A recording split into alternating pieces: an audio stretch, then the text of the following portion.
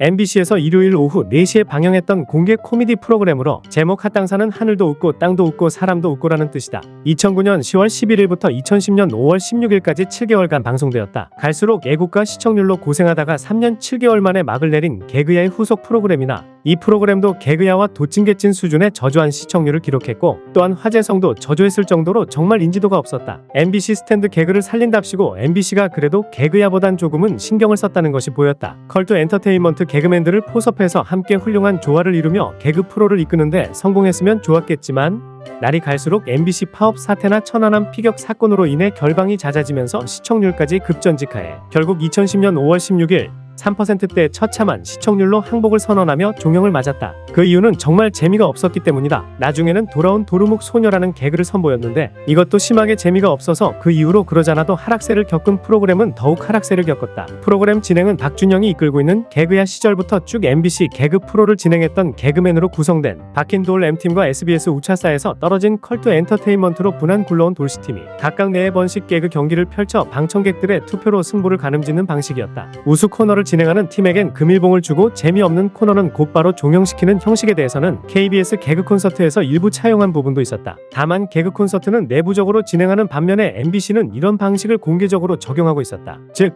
8팀 중 방청객들의 투표를 제일 많이 받은 개그팀들이 100만원의 개그 개발비를 받게 되고 투표를 제일 적게 받은 개그팀은 가차없이 탈락시키는 방식이었다. 다만 방청객과 브라운관 속 편집된 장면을 지켜보는 시청자들 간의 견해차가 좀 커서 종영 프로가 거론됐을 때 말도 안 된다는 반응을 보이는 시청자들도 많았다. 그래서 코너 커트라인을 패배 코너 재투표 방청객 점수 60점으로 잡아 종영 코너가 없을 수도 있었지만 그 반대로 여러 개의 코너들이 한꺼번에 종영될 수도 있었다. 방영 초기인 2009년 11월 29일의 시청률은 8%.